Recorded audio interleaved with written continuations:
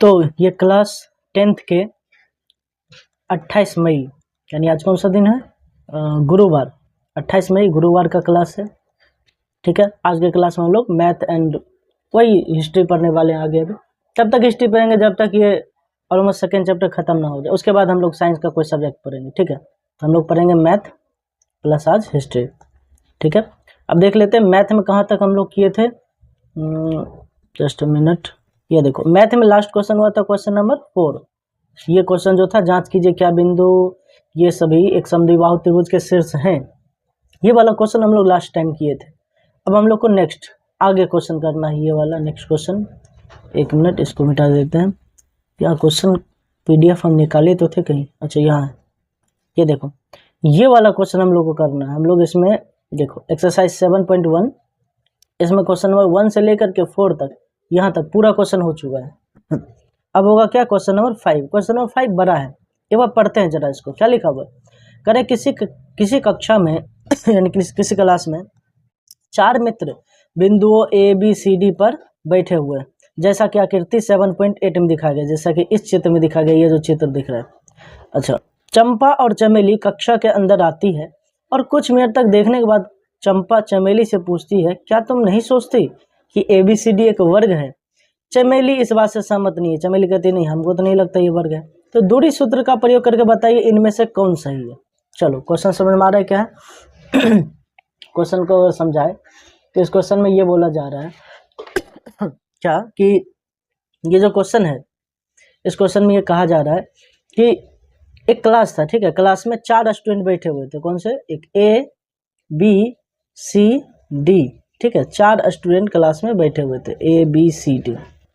ठीक, तो क्लास में चंपा आती है, इसको हम एक ड्राइंग टूल ले लेते हैं, ओके, रेड कलर। ठीक है, 4 स्टूडेंट बैठे हुए थे क्लास में, चंपा और चमेली आती है। चारों स्टूडेंट को बैठा देख करके उसे लगता है, मतलब बोलती है चंपा, चमेली से पूछती है कि क्या तुमको नहीं लगता है कि ये A और B को अगर हम मिला दें, ठीक है, ये चारों स्टूडेंट कुछ इस प्रकार बैठा हुआ है, कुछ ऐसा बैठा हुआ कि इन सबको अगर हम मिला दें ये एक वर्ग की तरह दिख रहा है, ये ऐसा, क्या तुमको नहीं लगता ये एक वर्ग है। चंपा बोलती है, चंपा चमेली से बोलती है, क्या तुम नहीं सोचती कि ABCD एक वर्ग है, ABCD एक वर्ग ऐसा लग रहा है। ये चारों स्टूडेंट कुछ ऐसा बैठा हुआ। चमेली कहती नहीं, हमको तो नहीं लगता ये वर्ग है, मतलब चमेली इस बात से सहमत नहीं है। तो अब तुमको दूरी सूत्र का प्रयोग करके बताना है कि चंपा सही है, ठीक है, चंपा सही है या फिर चमेली सही है, दोनों में से किसका बात सही है। चंपा का क्या कहना है कि ये एक वर्ग है, चमेली का कहना है वर्ग नहीं है, तो हम लोग को बताना है। ठीक है, तो कैसे बताएंगे, एक मिनट, इसको इरेज करने का ऑप्शन है कहीं कहीं, एक मिनट। ठीक है, अब इस क्वेश्चन को उधर लेकर के पहले चलते हैं, एक मिनट। ये वाला चित्र तुम लोग को चित्र बनाना है, समझ गया, ये वाला जो चित्र है। अच्छा बात ये, अभी हमें बोर्ड पे ये चित्र बनाना पड़ता है, इसमें क्या है, हमें डायरेक्ट यहीं से उठा लेंगे चित्र को। ठीक है, कॉपी, नेक्स्ट। ये वाला चित्र तुमको बनाना भी है, बात समझ में आ रहा है, तो छोटा कर दे, क्या समझ आ जाएगा। हाँ, लगभग इतना में समझ ही जाएगा। तो ये वाला चित्र बनाना भी। ये कौन सा क्वेश्चन है, क्वेश्चन था ये क्वेश्चन नंबर, ये था क्वेश्चन नंबर 5, एक्सरसाइज 7.1 का क्वेश्चन नंबर 5। ये क्वेश्चन नंबर 5 है, ठीक है, क्वेश्चन नंबर 5 में हमें बताना क्या ABCD एक वर्ग है, यानी अगर हम A को मिला दे B से, ठीक है, B को मिला दे C से और C को मिला दे D से और A को D से भी, देख के क्या लग रहा है कि ये वर्ग है। लग तो रहा होगा थोड़ा बहुत कि हाँ ये वर्ग लग रहा है, वही बताना क्या ये वर्ग लग रहा है, ये वर्ग है। ये कैसे बताएंगे, दूरी सूत्र का प्रयोग करके बताएंगे। ये कैसे होगा, ध्यान से समझना इसको, ध्यान से देखो। पहले इन सभी बिंदु का निर्देशांक हम लोग निकालेंगे यहाँ ग्राफ से। इतना तुम लोग को पता ही है, ये A का निर्देशांक कितना हो जाएगा, सोचो, ये A x वाले x पे किस पे मिल रहा है, 3 पे, तो 3, y वाले पे किस पे मिलता हुआ दिख रहा है, ये 4 पे, इसका निर्देशांक हो गया 3,4। नेक्स्ट B का इसे निर्देशांक देखो, B का क्या हो जाएगा, B देखो मिल रहा है, किसके सामने मिल रहा है, देखो तो 6 पे मिल रहा है, इधर B किस पे मिल रहा है, 7 पे मिल रहा है, तो 6,7, इसका ठीक था ना, 3 पे 4 पे, हाँ सही है। C को जरा देख लेते, ये C किस पे मिल रहा है, C देखो मिल रहा है x वाले x पे 9 पे, y वाले x पे किस पे मिल रहा है, 4 पे मिल रहा है, तो ये क्या हो गया 9,4 इसका निर्देशांक। और फाइनली डी का निर्देशांक क्या हो जाएगा, डी देखो 6 पे मिल रहा है, सबको दिख रहा है, और इस पे किस पे मिल रहा है, 1 पे मिल रहा है, तो क्या हो गया इसका निर्देशांक 6,1 6,1। तो ये चारों निर्देशांक हो गया। अब यहाँ से हम लोग पता कर लेंगे कि ये वर्ग है कि नहीं है। इसके लिए हमें ए बी के बीच की दूरी निकालना है, B C C D A D. अगर A B B C C D A D सब का मान बराबर आया, चारों भुजा बराबर आया, तो कहेंगे ठीक है ये वर्ग है। अगर चारों भुजा बराबर नहीं है तो कहेंगे वर्ग नहीं है। सिंपल सी बात, ऐसे करके हमें बताना है। चलो सबसे पहले हम लोग ए बी के बीच की दूरी निकाल लेते हैं। ए बी के बीच की दूरी, ए बी बराबर क्या फॉर्मूला हो जाएगा, रूट अंडर बताओ x2 माइनस x1 का स्क्वायर प्लस में क्या y2 माइनस y1 का स्क्वायर। ये ए बी के लिए फॉर्मूला हो जाएगा। फॉर्मूला बिठाते हैं। देखो इधर, तो रूट अंडर ए बी के लिए, ए से बी के लिए, ये मान लो ये x1 y1 ये x2 y2, ठीक है, 3 4 x1 y1 ये x2 y2, क्या हो जाएगा x2 माइनस x1 6 माइनस 3 का स्क्वायर प्लस y2 यानी कि 7 माइनस 4 का स्क्वायर, ऐसा हो जाएगा। तो 6 में से 3 जाएगा तो कितना बचेगा बताओ, 3 का स्क्वायर प्लस 7 में से 4 जाएगा तो ये भी कितना बचेगा, 3 ही बचेगा। तो ये हो गया 3 3 9 और ये भी 9, कितना आ गया answer, root under 18, root under 18। ठीक है, इसको यही रखते हैं। या चाहो तो तुम थोड़ा सा इसको ब्रेक डाउन भी कर सकता है। 2 से 9 बार में लग जाएगा, 3 से 3 बार में, फिर 3 से 3 बार में, तो 3 आ जाएगा बाहर और ये रह जाएगा रूट के अंदर में, तो इसका आंसर आ जाएगा 3 रूट 2। इफ़ यू वांट इसको लिख सकता है 3 रूट 2।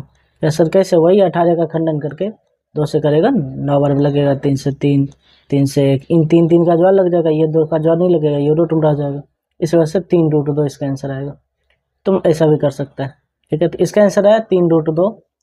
नेक्स्ट ए बी निकाल ली, ए बी के बाद निकाल लेते हैं बी सी जल्दी से। अब थोड़ा प्रोसेस को फास्ट करेंगे। अच्छा एक और चीज़, जिसको लगे कि हमें मैथ समझ में आ ही रहा है, ठीक है, ये बहुत ज़्यादा सर मतलब बहुत ज़्यादा धीरे क्लास सर पढ़ा रहे हैं, तो तुम लोग क्लास को 1.5x या 2x कर सकता है, तुम अपने हिसाब से जितना तुमको समझ में आ जाएगा। देखो हमें धीरे ही समझाना पड़ेगा, मैं बात समझो, क्योंकि क्लास में सब तरह का बच्चा है। तुम मान लो समझ गया जल्दी से, एक ही बार में तुरंत समझ गया, कोई बच्चा ऐसा भी एकदम धीरे से समझता है, तो हमको एकदम नीचे लेवल से लेके समझाना पड़ेगा। अगर तुमको जल्दी समझ में आ रहा है तो वीडियो का स्पीड तुम थोड़ा सा बढ़ा देना, 1.5x कर देना, और जल्दी तुमको समझ में आएगा। बस समझ में आ रहा है हम क्या करना चाह रहे हैं, तो ये करना। जिसको लगे कि हम बहुत ज़्यादा धीरे पढ़ा रहे हैं, हमें ये करना ही पड़ेगा।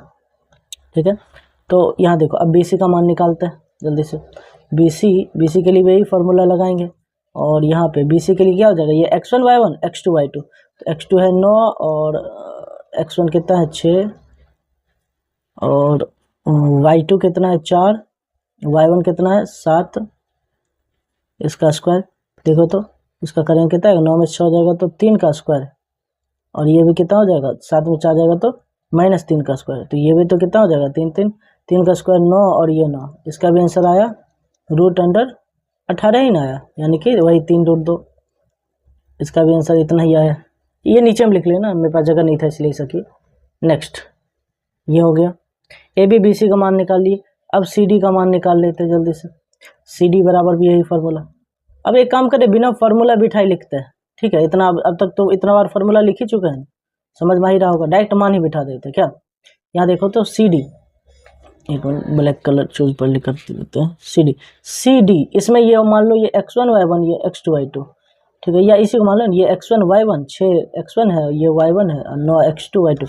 इस हिसाब से क्या हो जाएगा 9 माइनस 6 का स्क्वायर x2 माइनस x1 का स्क्वायर प्लस y2 क्या है 4 माइनस y1 कितना 1, इसका स्क्वायर, और 60 में बन जाएगा। ये 9 में 6 जाएगा कितना बचेगा 3 का स्क्वायर, 4 में 6 जाएगा तो ये भी 3। देखो इसका भी आंसर तो उतना ही आ रहा है, लग तो रहा है चंपा का बात सही है। 3 का स्क्वायर 9, ये 9 कितना हो जाएगा रूट अंडर 18, यानी कि वही 3 रूट 2 बता रहा है। नेक्स्ट उसके बाद फिर अब निकालना है किसका बारी है, अब निकालेंगे हम लोग फाइनली। देखो AB निकाल लिए, BC निकाल लिए, CD भुजा। अब AD भुजा निकाल रहे हैं। ठीक है, AD भुजा के लिए क्या होगा, ये x1 y1 इसको मान लेते हैं x2 y2। ठीक है, तो ये 6 माइनस 3 का स्क्वायर हो जाएगा, 1 माइनस 4 का स्क्वायर, ऐसा। तो डायरेक्ट फार्मूला यहाँ पे बिठाते हैं, x2 माइनस x1, x2 है 6 माइनस x1 हो जाएगा 3 इसका स्क्वायर प्लस y2 का मान 1 माइनस y1 कितना 4 इसका स्क्वायर। तो 6 में से 3 जाएगा तो ये भी कितना हो जाएगा 3 का स्क्वायर प्लस ये कितना हो जाएगा -3 का स्क्वायर। 3 का स्क्वायर भी 9 ही होता है, -3 का स्क्वायर भी प्लस 9 ही होगा, इसका भी आंसर इतना ही आएगा। ठीक है, तो यानी कि 3√2। तो बताओ सब भुजा बराबर आ गए, इसका मतलब ये एक वर्ग है। यहाँ पे रीजन लिखेंगे, चूंकि हमने देखा कि AB का मान, BC का मान, CD का मान और AD का मान, चारों भुजा का मान क्या आया, बराबर आया, इसलिए ABCD एक क्या है, ABCD एक वर्ग है, इसलिए ABCD एक। हालांकि वर्ग होने के लिए सिर्फ यही चीज़ नहीं चाहिए, लेकिन इस क्वेश्चन के हिसाब से बोला इसी से दूरी सूत्र से बताइए, तो ये नहीं तो वर्ग में तो एक एंगल का भी पॉइंट रहता है। खैर ABCD एक वर्ग है, इसलिए ये हो जाएगा। तो अंतिम हम लिखेंगे किसका बात सही है, कौन बोली थी वर्ग होगा कि नहीं होगा, एक मिनट बोली थी चंपा चमेली से पूछते क्या तुम नहीं सोचती कि ABCD वर्ग है, चमेली सहमत नहीं है। अच्छा, तो पूछ रहा है इसमें इनमें कौन सही है, इनमें चंपा ही बोली थी कि वर्ग है, तो लिखेंगे अतः चंपा सही है, चंपा सही है। ठीक है, या चंपा का बात सही है। तो ये क्वेश्चन नंबर कौन सा था, 5। तो तुम लोग जल्दी से वीडियो को रोको, यहीं पे पॉज करो और इसको पूरा नोट करो, जल्दी से कॉपी में लिख लो।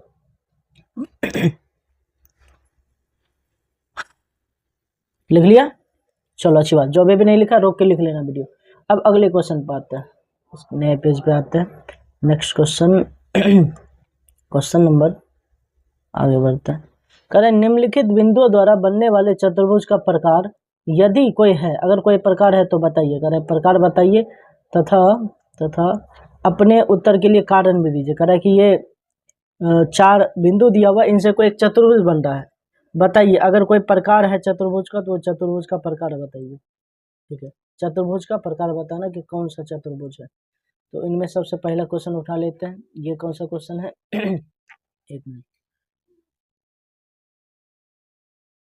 ये पहला नंबर क्वेश्चन जाते हैं। ठीक है, ये 1 नंबर का क्वेश्चन है। किसका 1 नंबर, तो ये 6 नंबर का एक हुआ है ना, 6 का 1 नंबर। इसमें कई सारा क्वेश्चन है 6 नंबर में, तो 6 नंबर का 1 नंबर क्वेश्चन है ये, 6 नंबर का 1 नंबर, हाँ 6 का ही 1 नंबर है। कह रहा है इसमें कि कौन सा चतुर्भुज का प्रकार बताइए, चतुर्भुज का प्रकार बताइए और कारण भी बताइए, कैसे वो चतुर्भुज का प्रकार आप चूज कर रहे हैं, ये 2 चीज बताना है। चलो क्वेश्चन पे आते हैं। ये एक चतुर्भुज पहले हम लोग बना लेते हैं। ये मान लो कोई एक ये चतुर्भुज है,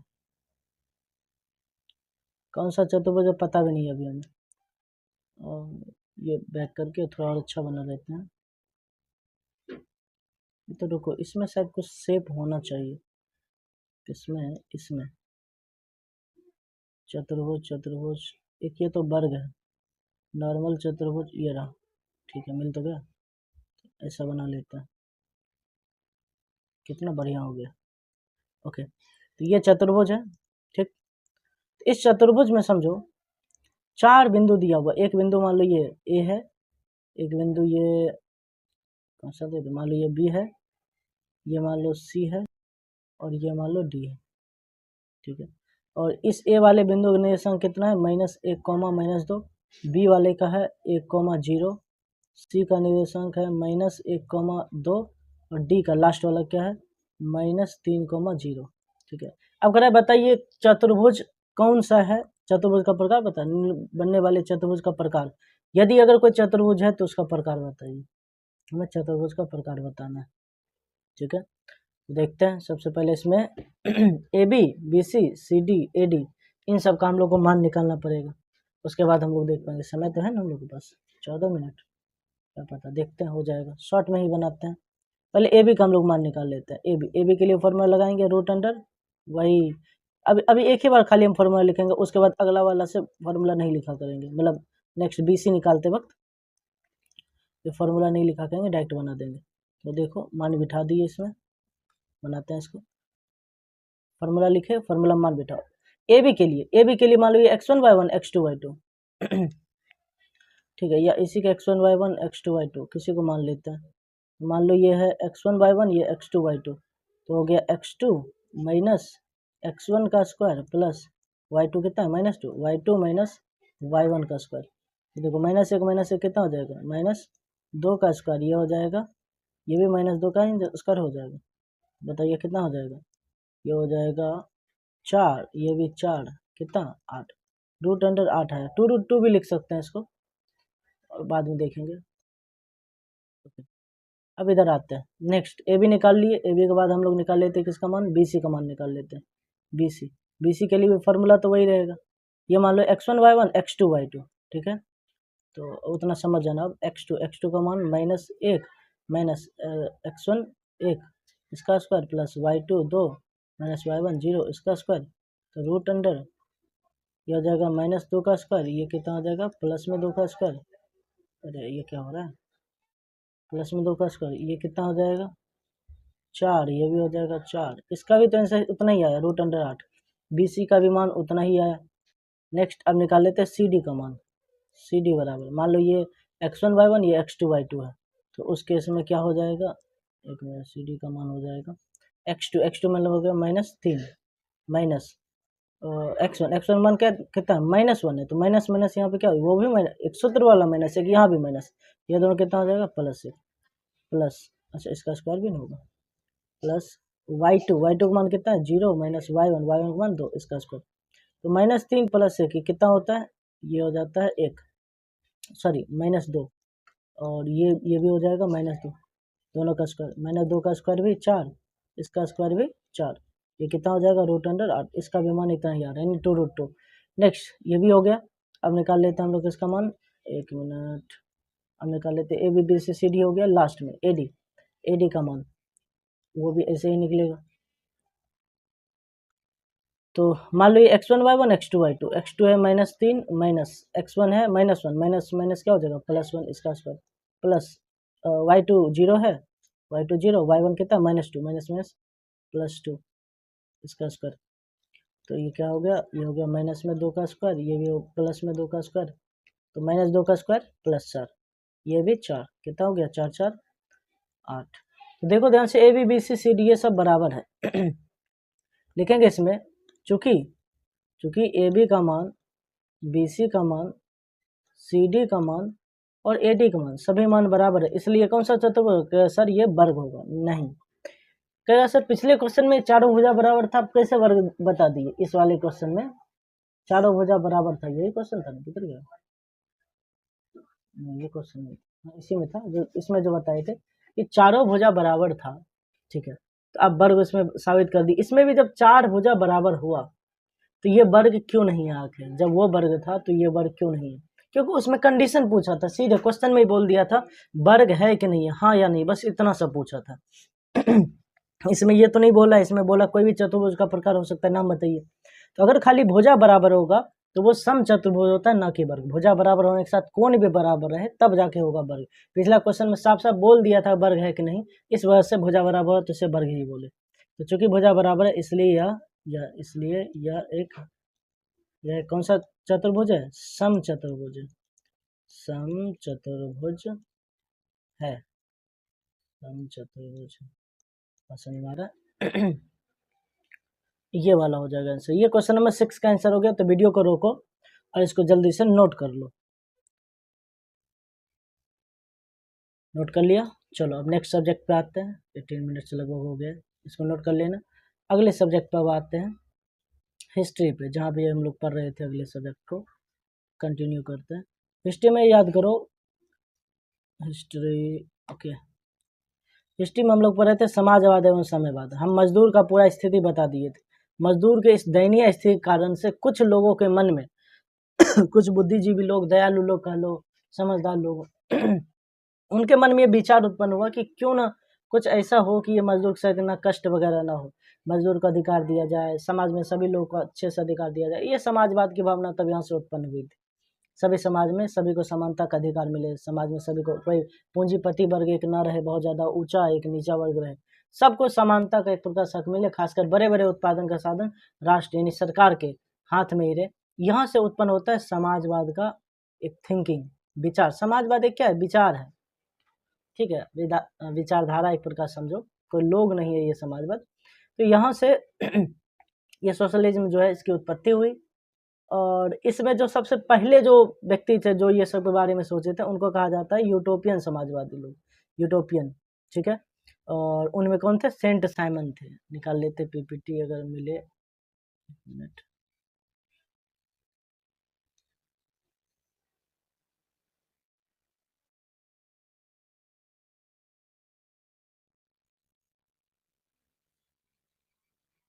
एक मिनट।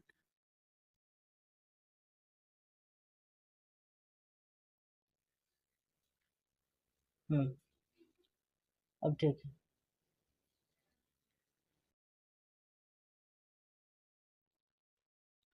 ये वाला जो चैप्टर है इसमें हम लोग थे, इसको स्लाइड शो ऑन कर लेते हैं। फ्रॉम बिगिनिंग, ये क्या हो गया?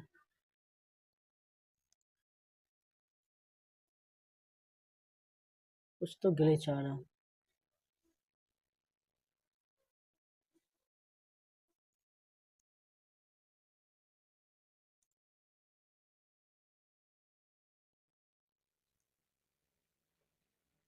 हाँ, अब सही हो गया, ठीक है। तो इसमें हम लोग ये पढ़ रहे थे, इसको तुम लोग नोट भी कर लिया था कि समाजवाद की उत्पत्ति 18वीं शताब्दी में यानी कि औद्योगिक क्रांति के बाद उत्पन्न हुआ था। इसमें सबसे पहले यूटोपियन समाजवादी थे कौन? Saint Simon. और कौन थे? Charles Fourier. एक उद्योगपति समाजवादी थे रॉबर्ट ओवेन। नेक्स्ट बढ़ता है, आगे हम लोग को पढ़ना है कार्ल मार्क्स के बारे में, ठीक है। कार्ल मार्क्स नाम सुना होगा तुम लोग इनके बारे में। कार्ल मार्क्स, इनका पिक्चर भी शायद हिस्ट्री के बुक पे तुमको देखने को मिलेगा। कार्ल मार्क्स कौन थे? अच्छा समझते हैं। ये जो कार्ल मार्क्स थे, इनको मतलब आधुनिक समाजवाद के कोई समझो इनको ही जनक कहा जाता है। समाजवाद जो है पूरा का पूरा इनके ऊपर बेस्ड है, कार्ल मार्क्स के ऊपर ज़्यादातर समाजवादी विचारधारा को इन्होंने ही फैलाया था। इनके बारे में समझ लेते हैं, कार्ल मार्क्स कौन थे। कार्ल मार्क्स का जन्म 5 मई 1818 में हुआ था। 1818 में, 1818 में 5 मई को इनका जन्म हुआ था। कहाँ जन्म हुआ? स्थान था जर्मनी के राइन नामक प्रांत में। प्रांत मतलब थोड़ा एक हो गया क्षेत्र, स्टेट, जो भी समझ लो। जर्मनी के राइन नामक प्रांत में ट्रियर नगर में एक यहूदी, ठीक है, कि यहूदी परिवार में इनका जन्म हुआ था। इनके पिता बहुत फेमस व्यक्ति थे, हेनरिक मार्क्स। शायद कोई नाम भी सुना होगा कभी। इनके पिताजी थे हेनरिक मार्क्स, एक बहुत बड़े प्रसिद्ध वकील थे इनके पिताजी। आगे चल गए ये, हालांकि ये यहूदी धर्म में थे, लेकिन आगे चल करके इन्होंने ईसाई धर्म को ग्रहण कर लिया था। आगे चल करके यहूदी से, यहूदी परिवार में इनका जन्म हुआ, लेकिन आगे फिर ये कार्ल मार्क्स ईसाई धर्म, क्रिश्चियन धर्म में आ गए। 1843 का बात है, ये जो कार्ल मार्क्स है, कार्ल मार्क्स के बचपन की मित्र जेनी से उनका विवाह हुआ। कार्ल मार्क्स जो थे, इनकी बचपन की एक फ्रेंड थी, उनका नाम था जेनी, ठीक है। जेनी से उनका विवाह हुआ, शादी हुआ, बचपन के मित्र। ये भी क्वेश्चन पूछा जाएगा तुमसे। 1843 में उनका विवाह हुआ। और 1844 बहुत इंपॉर्टेंट साल था कार्ल मार्क्स के लिए। कार्ल मार्क्स अपने जीवन को अच्छे जी रहे थे, कोई दिक्कत नहीं है। कार्ल मार्क्स की मुलाकात 1844 में एक व्यक्ति से होती है। उस व्यक्ति का नाम था फ्रेडरिक एंगल्स, ठीक है। ये मान लो कार्ल मार्क्स हैं। कार्ल मार्क्स की मुलाकात 1844 में, ठीक है, 1844 में फ्रेडरिक एंगल्स से होती है। होता है ना कई बार किसी व्यक्ति से मुलाकात होने के बाद अच्छी दोस्ती हो जाती है। उससे पहले एक दूसरे को जानते भी नहीं थे, जब इन दोनों के बीच मुलाकात हुआ, इन दोनों के बीच में फ्रेंडशिप, ठीक है, ये समझे ना, फ्रेंडशिप बहुत ज़्यादा गहरा हो गया। तो ये बहुत ज़्यादा दोस्ती इन लोगों में हो गया, बहुत ज़्यादा दोस्ती हो गई इन लोगों में, फ्रेंडशिप बहुत ज़्यादा बढ़ गया। तो ये कार्ल मार्क्स और फ्रेडरिक एंगल्स की जब दोस्ती बहुत ज़्यादा हुई, तो ये दोनों बहुत ज़्यादा एक प्रकार समझो एक दूसरे के बहुत ज़्यादा निकट आ गए और एक दूसरे के विचारों से प्रभावित होने लगे। अब दोस्त ही थे। तो फ्रेडरिक एंगल्स जो थे वो मजदूरों के कष्ट पर ये पूरा का पूरा ये रिपोर्टिंग करते थे, पूरा समझो तो ये पूरा उसके डिटेल्स को जानते थे, इनको बताते थे। और इनका विचार ऐसा था कि मजदूरों पे बहुत ज़्यादा जुल्म हो रहा है। फ्रेडरिक एंगल्स का बात कर रहे हैं, मजदूरों का ये जो स्थिति था, बता दिए कैसा स्थिति था। इस स्थिति को लेकर के फ्रेडरिक एंगल्स बहुत अच्छे से अवगत थे। उनको पता था कि कितना ज़्यादा मजदूर का शोषण होता है। ये वो सब बात अब कार्ल मार्क्स को शेयर करते थे, बताते थे। पहले तो कार्ल मार्क्स का ध्यान इस तरफ नहीं जाता था, लेकिन जब फ्रेडरिक एंगल्स से मुलाकात हुआ तो एंगल्स के ही विचार से प्रभावित होकर, इनके ही विचार से प्रभावित होकर कार्ल मार्क्स ने भी श्रमिक वर्ग के कष्टों एवं उनके कार्य दशाओं पर गहन विचार करना मतलब स्टार्ट कर दिया। मतलब कष्ट, जो भी श्रमिक वर्ग, मजदूर वर्ग को जो जो कष्ट होता है, जो जो उनको दिक्कत होता है, उन पे बहुत ज़्यादा एक प्रकार समझो गहन विचार करना स्टार्ट कर दिया कार्ल मार्क्स उन्होंने, और उनके बारे में, मजदूर के बारे में कार्ल मार्क्स सोचने लगे, जो कि पहले नहीं सोचा करते थे।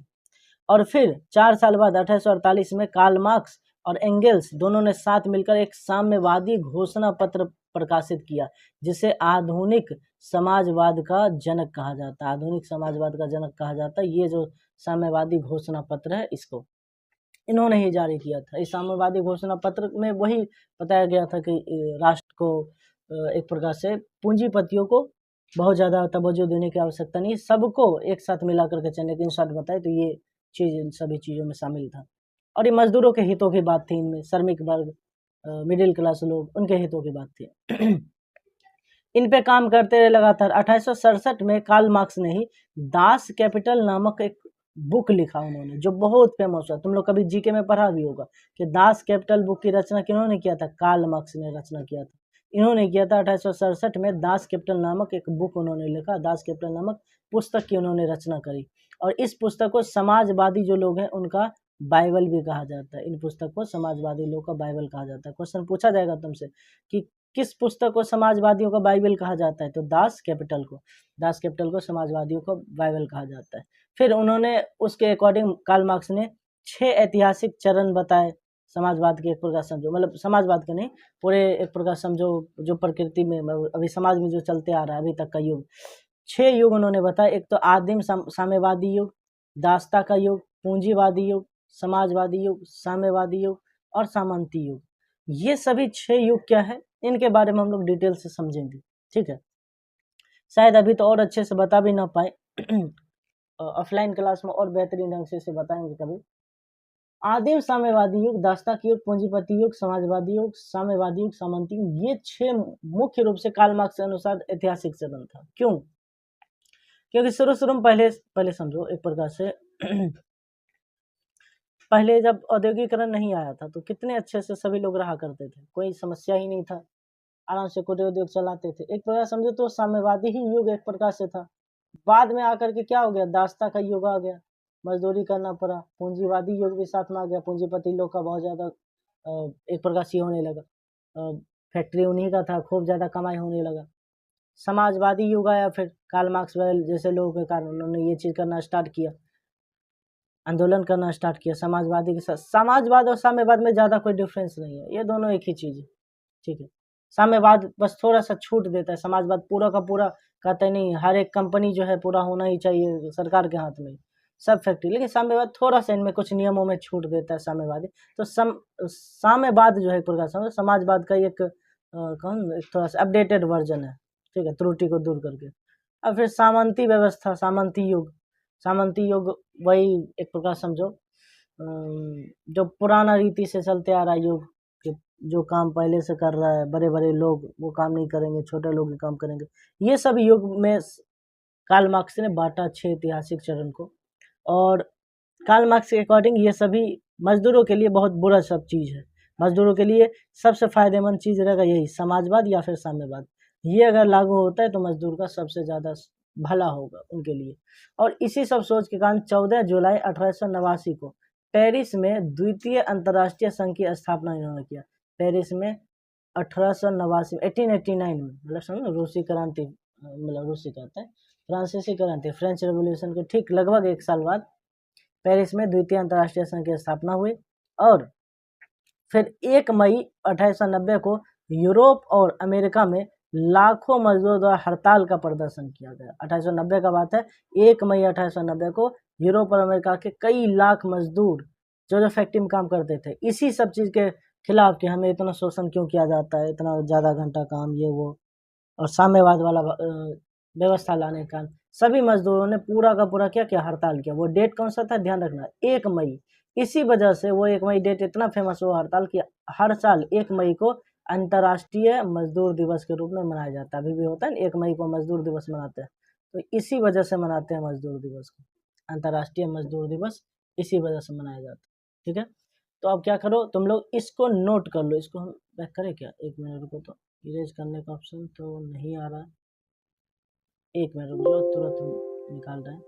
डिस्कार्ड फ्रॉम करंट स्लाइड, पीछे वाला तो उतार ही लिया था, ये वाला पॉइंट उतार ही लिया था। ये वीडियो को रोक लो, 1 मिनट वीडियो को रोक करके ये पूरा का पूरा उतार लो, वीडियो रोको, यहीं पे उतारो इसको। उतार लिया? चलो ठीक है, अगर उतार लिया तो अब हम लोग नेक्स्ट क्लास में मिलेंगे कल, यानी कि शुक्रवार को।